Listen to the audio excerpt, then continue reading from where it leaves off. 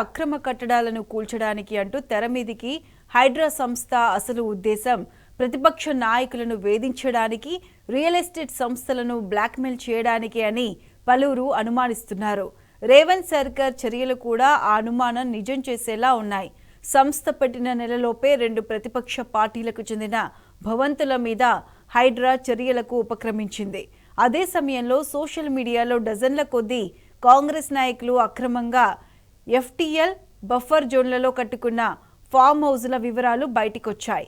మరి కాంగ్రెస్ నాయకుల అక్రమ భవంతులు ఎప్పుడు కూలుస్తారు అంటూ సోషల్ మీడియా వేదికగా జనం ప్రశ్నించడంతో రేవంత్ సర్కార్ ఉలిక్కిపడుతుంది. రేవంత్ చేసిన కోతి పని చివరకు తమ కిందికే నీళ్లు తెచ్చింది అని సీనియర్ కాంగ్రెస్ నాయకులు అగ్గి మీద గుగ్గిలమవుతున్నారు.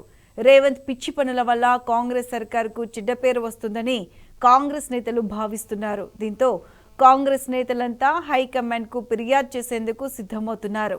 విపక్ష నేతలపై కక్ష సాధింపు కోసం తెచ్చిన హైడ్రా ఇప్పుడు రేవంత్ పాలిట భస్మాసుర హస్తం కానుందని రాజకీయ విశ్లేషకులు భావిస్తున్నారు.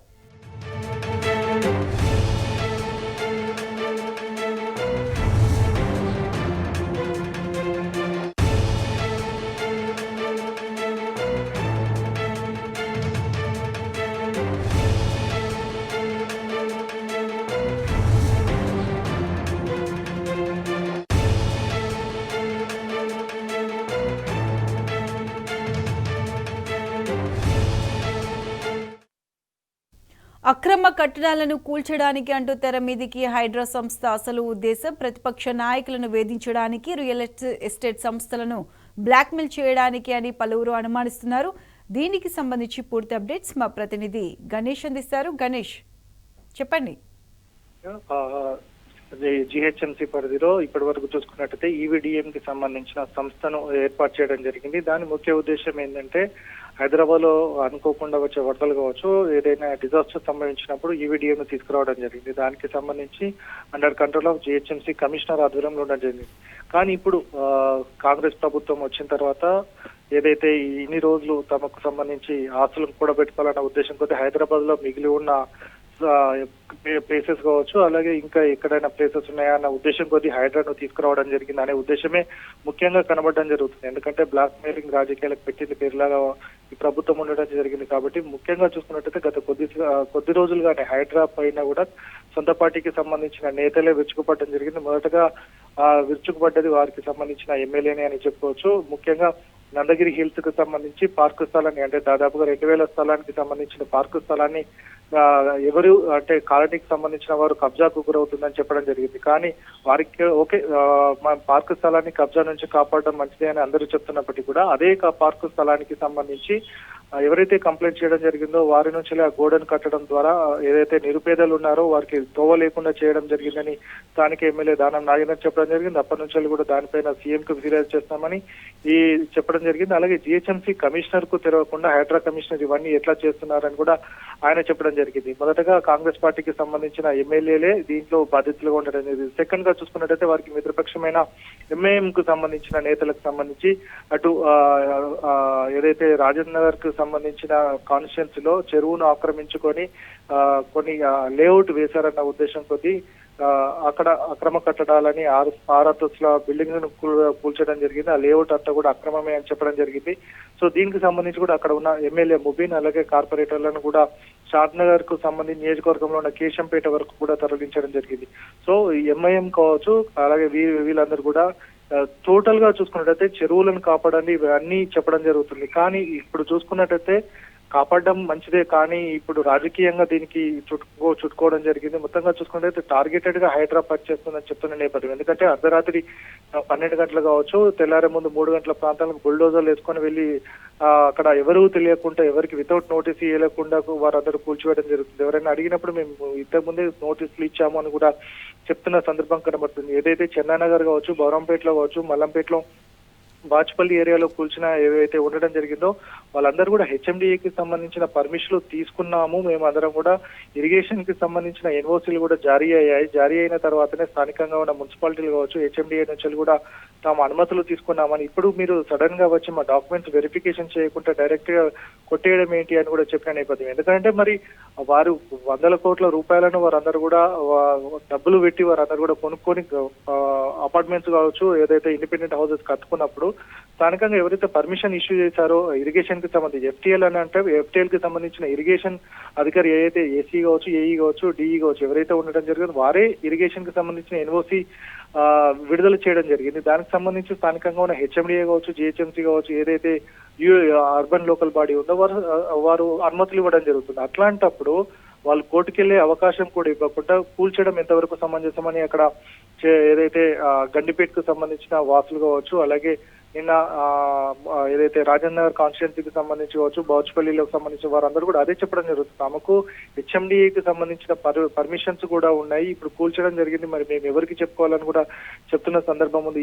ఈర్ల చెరువులో, చందానగర్ కి సంబంధించిన ఈర్ల చెరువులో కూడా అదే జరగడం జరిగింది. ఇప్పుడు హైడ్రాకి సంబంధించి పొద్దున కోర్టులో కూడా ఏదైతే ఫామ్ హౌస్ ను కూలుస్తాము, దానికి సంబంధించిన నోటీసులు ఇస్తామని ప్రతిపక్ష నేతలకు సంబంధించిన వాటిపైన ఆర్గ్యూ చేయడం జరిగిందో కోర్టు కూడా ఈ రోజు చివాట్లు వేయడం జరిగింది. హైడ్రా పరిధి ఎంత అనేది ముఖ్యంగా అడగడం జరిగింది. హైడ్రా పరిధి చూసుకున్నట్టయితే ఓఆర్ఆర్ వరకే ఉండడం జరిగింది. ప్రభుత్వం అనుకుంటే దాన్ని ఎక్స్టెండ్ చేయవచ్చు అని చెప్పడం జరిగింది.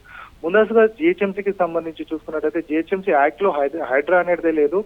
హైడ్రా అనేది ఉంటే మాత్రం under control of GHMC commissioner రూపంలో ఉండాలి. కానీ ఇది ఎట్లా ఉంటుందని కూడా ఎంఐఎం కి సంబంధించిన కార్పొరేటర్లు గతంలోనే ఫిర్యాదు ఇవ్వడం జరిగింది. అటు మేయర్ కి కావచ్చు, కమిషనర్ కి ఇచ్చి స్టాండింగ్ కౌన్సిల్ లో పెట్టాలి. దీనికి సంబంధించిన అంశాన్ని యాక్ట్ లో, అసలు జిహెచ్ఎంసీ యాక్ట్ లో హైడ్రా అనేది లేదు కాబట్టి దాన్ని స్టాండింగ్ కమిటీలో పెట్టి అప్రూవల్ తీసుకున్న తర్వాత జనరల్ బాడీ సబ్స్క్రిప్షన్ నిర్వహించి తొందరగా హైడ్రా అనేది జిహెచ్ఎంసీ నుంచి మొత్తంగా తొలగించాలని కూడా ముక్త కంఠంతో వారందరూ కూడా చెప్పిన సందర్భం కనబడుతుంది. 7 కార్పొరేటర్లు స్టాండింగ్ కమిటీకి సంబంధించిన వారు కూడా చెప్తున్న నేపథ్యం ఉంది. కాబట్టి అంటే జిహెచ్ఎంసీకి సంబంధించిన స్టాఫ్ ను కావచ్చు, జిహెచ్ఎంసీకి సంబంధించిన వెహికల్స్ వాడుకుంటూ అటు మేయర్ కావచ్చు, కమిషనర్ కూడా తెలియకుండా ఇట్లాంటి పెద్ద పెద్ద ప్రాపర్టీస్ కావచ్చు, పేదల ఇళ్లను కూడా కూల్చడం ఎంతవరకు సమంజసమని కూడా వారు కూడా చెప్తున్న నేపథ్యం ఉంది. మొత్తంగా ఇది ఈ రోజు ఏదైతే ఇన్సిడెంట్ జరగడం జరుగుతుందో, ఏదైతే ఎఫ్టీఎల్ కి సంబంధించి బఫర్ లో ఎవరైతే స్థానికంగా ఉన్న సర్పంచ్ గతంలో అనుమతులు మంజూరు చేయడం జరిగిందని పంచాయతీ సెక్రటరీ కాకుండా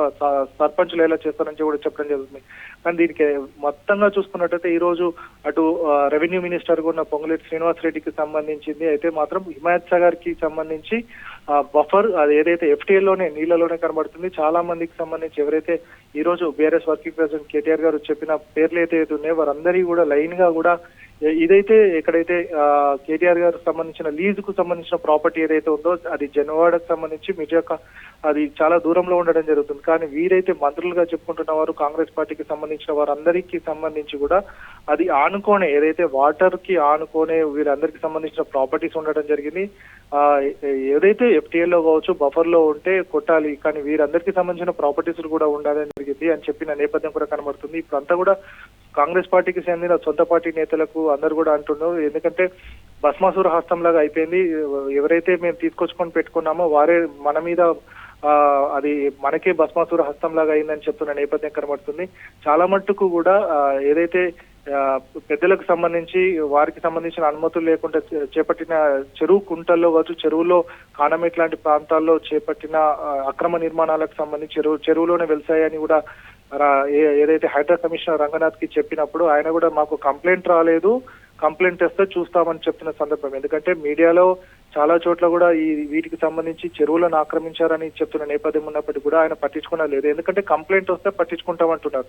కానీ గండిపేటకు సంబంధించి కావచ్చు, నార్సింగి కావచ్చు, ఇదంతా కూడా ఓవరాల్ పరిధి దాటిన తర్వాత ఉన్న ఇవన్నీ ఏరియాస్. కానీ ఇప్పుడు సడన్ గా ఎర్లీ మార్నింగ్ 3 o'clock వెళ్ళి వారందరికీ సంబంధించిన ప్రాపర్టీస్ ని కూల్చడం కావచ్చు, ఇవన్నీ జరగడం చూస్తుంటే మాత్రం రాజకీయంగా రంగు పులుముకుంది అని చెప్పుకోవచ్చు. ఎందుకంటే కొన్ని రోజులు అంటే ప్రాపర్టీస్ లేక్ ప్రాపర్టీస్ కావచ్చు, బఫర్ లో ఎఫ్టీఎల్ లో ఉన్న వాటన్నిటిని కాపాడతామనేది కూడా వెళ్ళిపోయి ఇప్పుడు రాజకీయంగా ప్రత్యర్థులు ఎవరైతే ఉన్నారో వారిని భయపెట్టించడం కావచ్చు, వారికి సొంత పార్టీ నేతలు ఎవరైతే ఉన్నారో వినకుండా ఉన్నారో వారి ప్రాపర్టీస్ లను ఈ విధంగా భయపెట్టడము, కూల్స్తామని భయపెట్టడం వల్ల వారందరినీ కూడా తమ వైపు తిప్పుకోవాలని ఏదైతే చేయడం జరుగుతుందో ఇదంతా కూడా హైడ్రాకి సంబంధించి.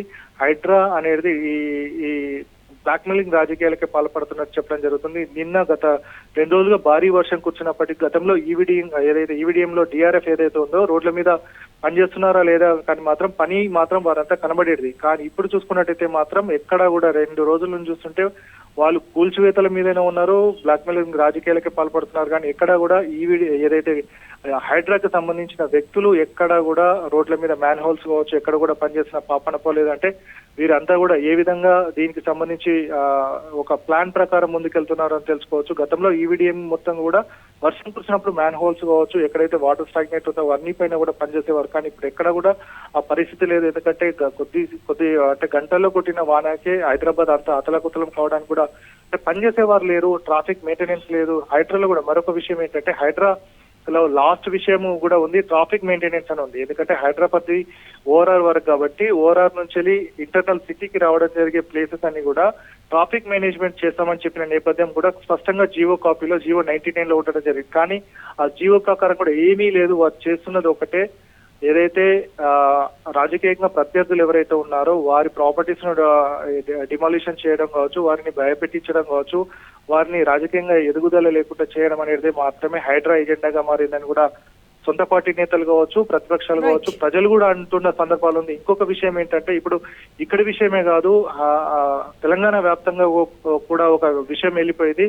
అసైన్ లైన్ లో కావచ్చు, నాలాలపైన ఎక్కడ ఉంటే హైదరాబాద్ లో ఇట్లా జరుగుతుంది, అక్కడ కూడా మన భూములు కూడా కొట్టేసే పరిస్థితి కూడా వచ్చే అవకాశం ఉంది అనే భయాందోళన కూడా అంటే కొన్ని పట్టణాల వరకు కూడా మున్సిపాలిటీల వరకు వెళ్ళింది అని అంటే వీళ్ళ విషయం ఎక్కడ వరకు వెళ్ళిందో కూడా రాజకీయ రంగు పులుముకుందని చెప్పుకోవచ్చు. Right Ganesh, thank you.